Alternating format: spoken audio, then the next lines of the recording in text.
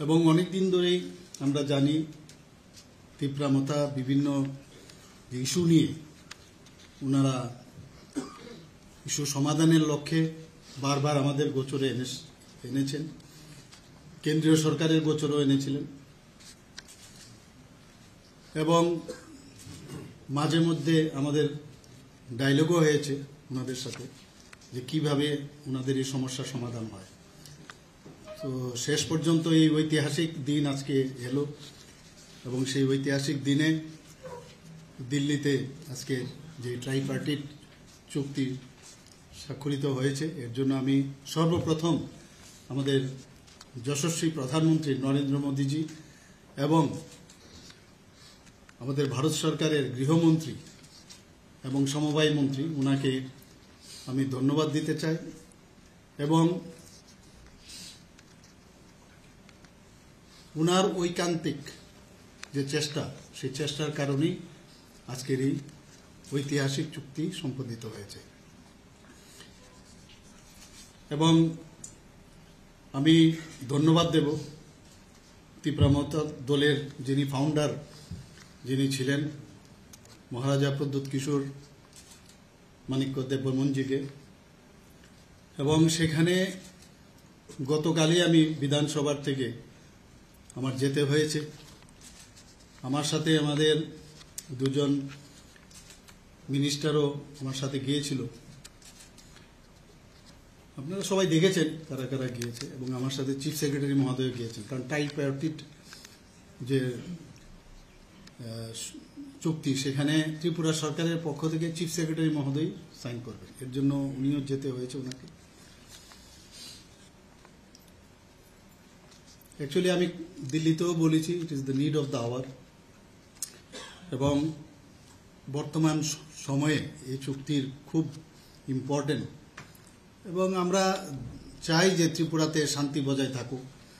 আর বারবার আমি যেটা বলি যে আমরা সমস্যা সৃষ্টি করে আমরা এই সরকারে আমরা থাকতে চাই না, সমস্যা সমাধানের মাধ্যমে আমরা এই সরকারে থাকতে চাই এবং এইবারেও কিন্তু তার প্রতিফলিত হলো।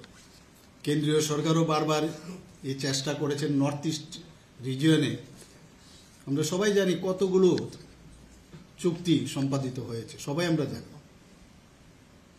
এবং মাননীয় প্রধানমন্ত্রীজি বারবার বলছেন যে নর্থ ইস্ট যদি ডেভেলপমেন্ট না হয়, এখানে যদি শান্তি প্রতিষ্ঠিত না হয়, তাহলে ভারতবর্ষ কোনো অবস্থায় ডেভেলপমেন্ট হবে না এবং শান্তিতেও থাকতে পারবে না। আগে আমরা দেখতাম যে ইন্টার বর্ডার সমস্যা ছিল, মানে এক একটা আমাদের নর্থ ইস্টের যেটাকে অষ্টলক্ষ্মী বলা হয়েছে, মাননীয় প্রধানমন্ত্রীজি বলেন একটা নিজের ভারতবর্ষের মধ্যেই এক স্টেটের সাথে বর্ডার নিয়ে সমস্যা, সেই সমাধানও এখন কিন্তু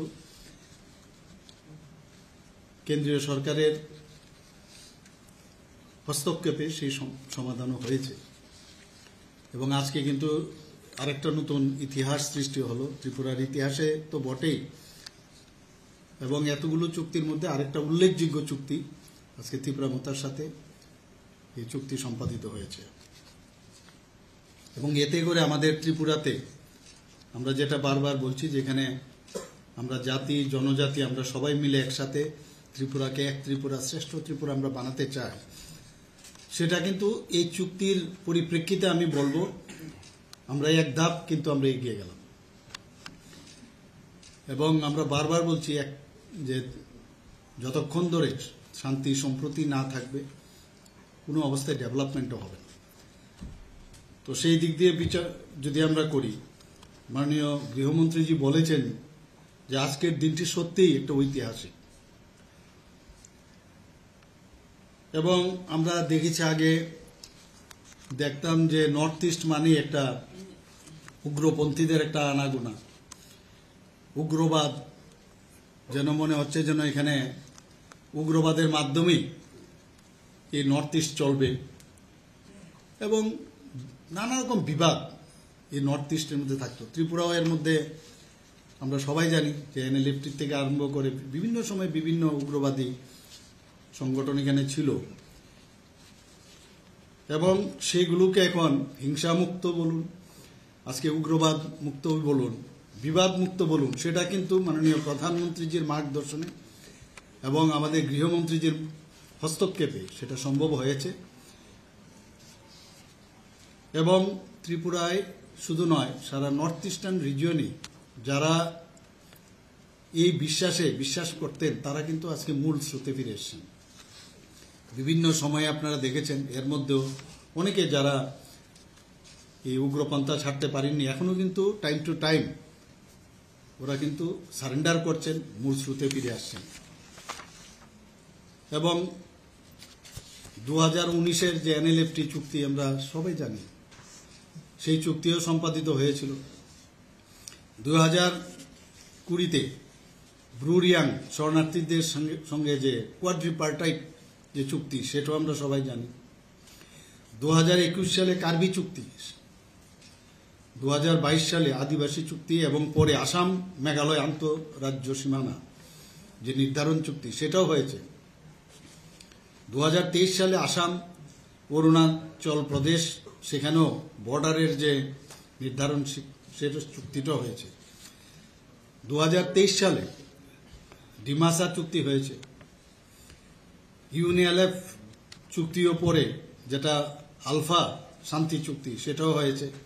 এবং আজকে এই আমাদের ত্রিপুরা মথার সাথে আমাদের চুক্তি হল। তো কত গুরুত্ব সহকারে কেন্দ্রীয় সরকার এবং আমাদের প্রধানমন্ত্রীজি, মাননীয় প্রধানমন্ত্রীজি মার্গদর্শনে আমাদের গৃহমন্ত্রীজি যেভাবে যে সমস্যা কিভাবে সমাধান করা যায়, সেটা কিন্তু বারবার আমরা দেখতে পাচ্ছি।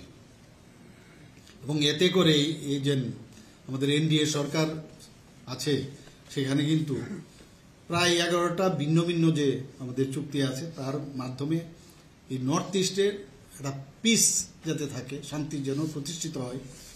এবং বিভিন্ন আমরা দেখছি সশস্ত্র সংগ্রামের কথা বলতো তারা, সেই সংগ্রাম ওরা বুঝতে পারছে এইভাবে কিন্তু কোনোদিন সশস্ত্র সংগ্রামের ডাক দিয়ে কোনোদিন মানুষের সমস্যার সমাধান করা যাবে না, এবং তারা মূল স্রোতে ফিরে এসছে। আমার বিশ্বাস এই চুক্তির মাধ্যমে যারা জনজাতি গোষ্ঠীর যাদের অধিকার নিয়ে কথা বলছে, সেগুলো আমি বিশ্বাস করি সেগুলোর আমরা সমাধান করব। এবং জাতি জনজাতি আমরা সবাই মিলে, কাউকে ডিপ্রাইভ করার আমাদের ইচ্ছেও নেই। আমাদের ডাবল ইঞ্জিনের সরকার আমরা বললাম যেগুলো এতে প্রমাণিত হয়, কাউকে ডিপ্রাইভ করার ইচ্ছে নেই। এবং যে সব সমস্যাগুলো আমাদের রয়েছে, সেগুলো আমরা আলোচনার মাধ্যমে আমরা বিভিন্ন যে যৌথ ওয়ার্কিং গ্রুপ হবে এবং কমিটি গঠন করে, এবং যখন উভয় পক্ষ সহমত পোষণ করবে, তখনই আমরা এগুলো ইমপ্লিমেন্ট আমরা করব।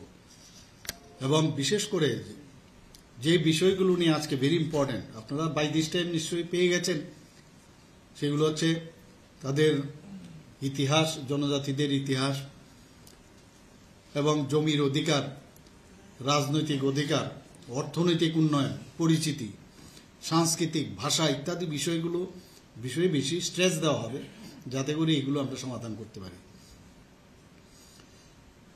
আজকের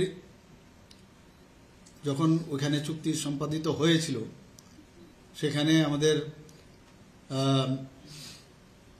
মহারাজা প্রদ্যোৎ কিশোর দেববর্মা তো ছিলেনই, পাশাপাশি আমাদের LOP আপনারা সবাই জানেন, যিনি আমাদের বিধানসভার যিনি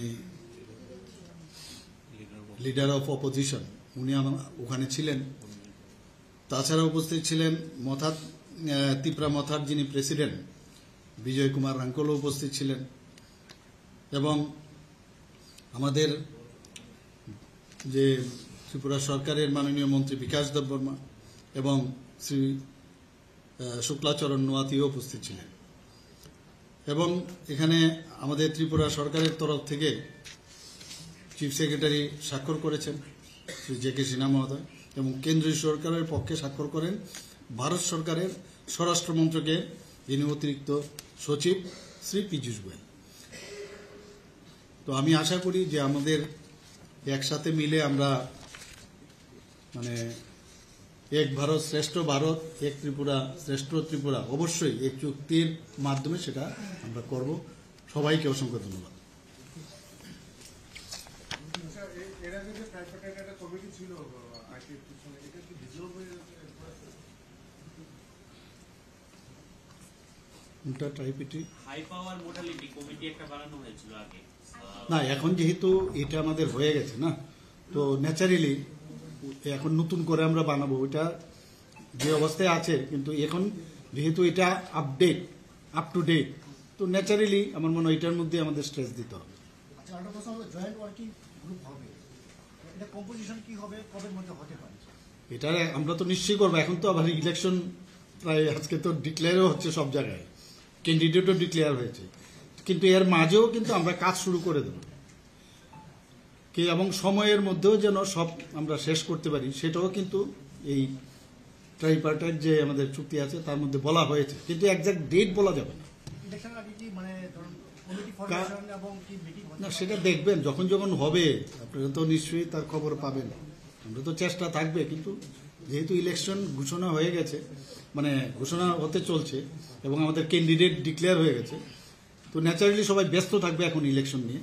এর মধ্যে আমরা চেষ্টা করব যা যা টাইম টু টাইম আপনারা খবর পাবেন, কোনো অসুবিধার কারণ আছে বলে মনে হয়। আপনি যেমনটা বললেন যে পশ্চিম ত্রিপুরা লোকসভার মনোনীত প্রার্থী শ্রীলক্ষ্মী গ্রুপ অফ ইনস্টিটিউশনসের পক্ষ থেকে মাধ্যমিক ও উচ্চ মাধ্যমিক পরীক্ষার্থীদের জানাই অনেক শুভেচ্ছা ও অভিনন্দন।